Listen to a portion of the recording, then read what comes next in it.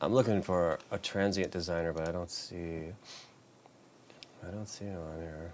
Oh, metric halo transient control. I never use that. Let's check that out. Interesting.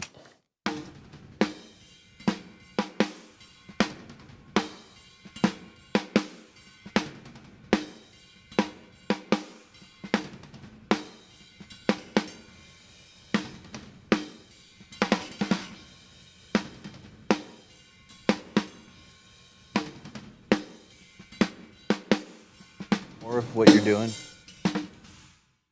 Could you explain that a little more, what you were just doing with the transient designer? Well, I've never used this one, but I like the SPL transient designer. It does the same thing. I guess it just redraws the waveform, and I'm guessing it makes the very initial attack more present and more like a spike. So effectively kind of more aggressive, I guess. Yeah, I guess Snare. so. You're just trying to bring out more snare attack Yeah. in with the overheads and rooms playing.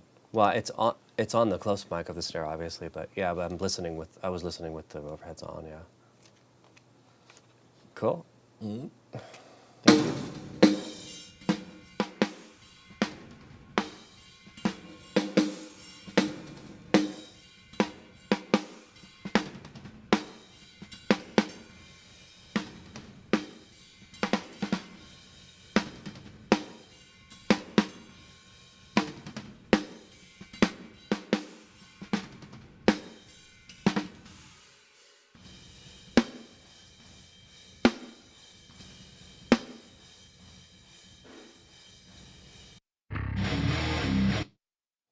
I gotta hold on.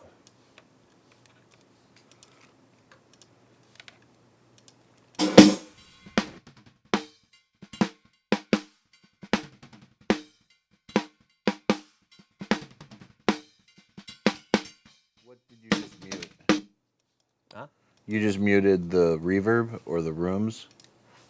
Yeah, I just muted the reverb from the snare, and also because the room mic, I have the same reverb on the room mic as the snare, but it's sending a pre-fader level, so when I solo the snare, I'm still hearing the room reverb. I didn't Got want it. to. Let's hear it all together now, so.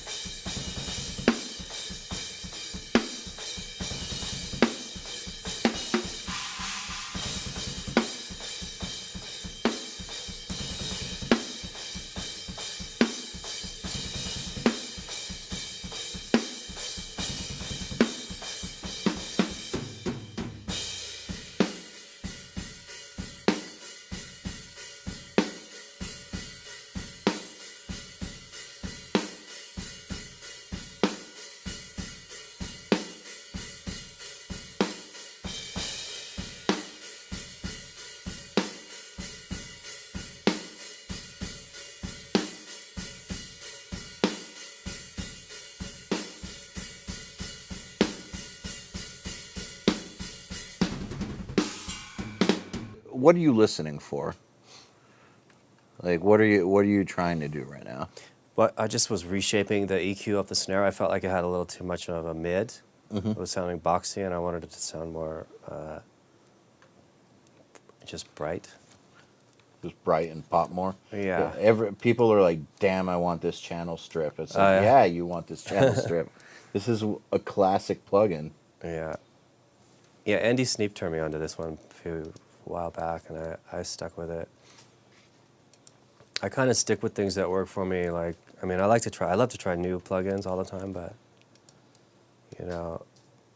Can't go wrong with this one, though. Yeah, really good for snare. It's good. It's good for toms, too. And all right. Hold on a second. Okay, I think I'm ready to print it. No, just kidding. Mixed done. Yeah. Cool. Thanks for coming, guys. Okay, next step. I'm not even going to mess with these samples yet, but the snare bottom, I'll introduce the snare yeah, fuck it. So far that was all natural snare. Yeah. So I just want to point out that that's a damn good sounding natural snare. All right. So yeah, like guys, just want to point out that if you know what you're doing, you can make a really good sounding natural snare sound good. And this is why I always go nuts about telling you guys that if you want to do natural drums, you need a combination of things to happen. You need the right producer with the right drummer with the right drum room, and all that stuff has to happen, and then you can get these results. But you take any one of those out of the equation, and yeah, things aren't going to be quite as good. But there you go. Yeah. And someone just said that natural snare sounds 1,000 times better than the natural snare on my mix. LOL. Huh? How many people are out there right now? I don't know. Is there like a whole classroom full of kids? Wow, that's amazing. Sick. All right. So, what do you want me to do? I'll keep going? Oh, yeah, just keep going. Okay.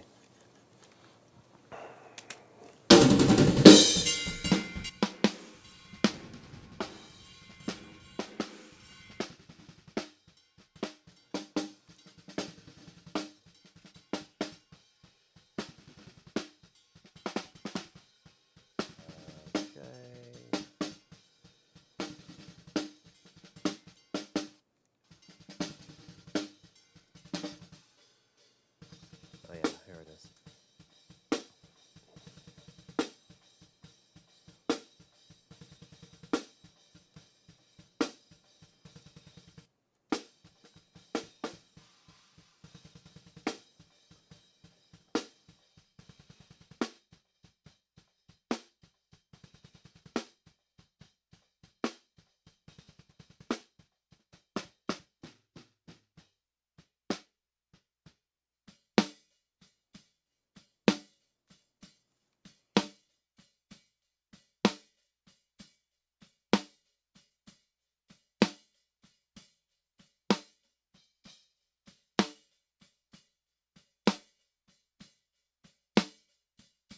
If you could explain more of what you're doing as you're doing it.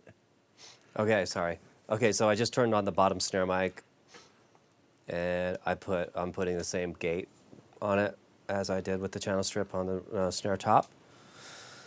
Not gating it as aggressively, and like let it sort of breathe a little bit more. And then I'm just listening. I'm gonna EQ it a little bit. It's, you know, it's the least. It's a more irrelevant. It's not a big part of the snare tone, but it is important. So I'm gonna use it. Okay. Cool. Yeah.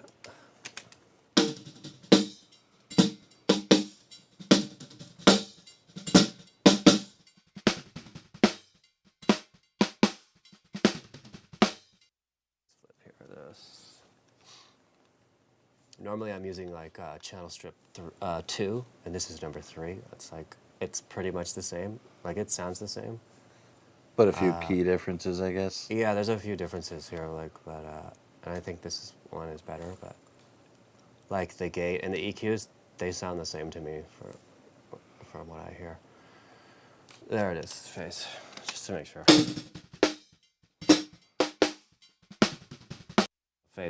I flipped the phase, or made sure the phase was good with the top when I recorded it, like you should.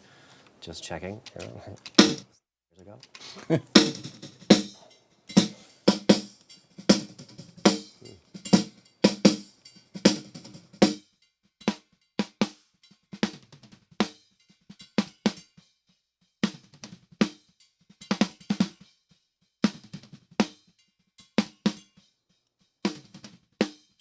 Bring out more body. So yeah, like I think it's pretty cool to push lower mids on that. I don't know, like reducing it right in the middle sounded good. Pushing this low mid made it have a little more fatness and punch, like low end pressure. I don't know how it's gonna sit, but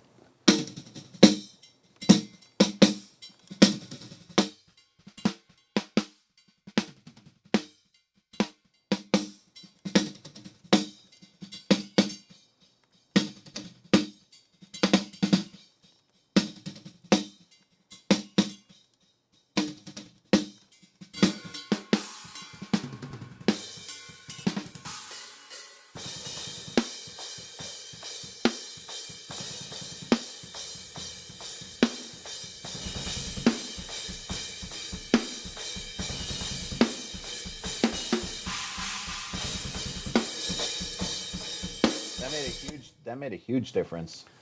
The So- lower mid bump. Yeah, so now I feel like the snare bottom is like okay, so then I turn the overheads and the rooms back on and see how everything is working together there as well before I move on. And so let's listen to the rooms, I think, a little bit here.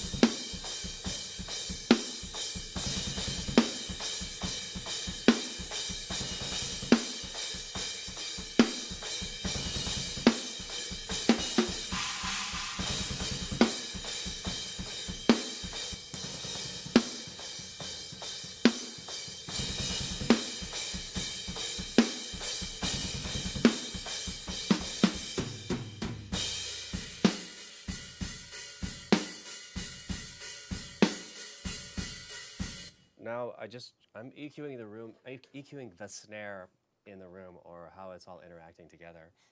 I don't know, you know. You're just trying to find the right blend. Yeah, well, because when I turn the room mics on, I feel like the snare got too mid-rangey, and so I'm doing more low-mid reduction on the rooms. Just now, that's what I did. So that you don't get as much buildup in the lows. I mean, in the mids. Yeah, but it's like it's really aggressive because I've already done a shitload here at 666, -7, and now I'm at 5. Said suck They noticed suck that. the evil out, and now it's at 500, 510 again more. But you know, like I guess it sounds good. I'm doing it. So.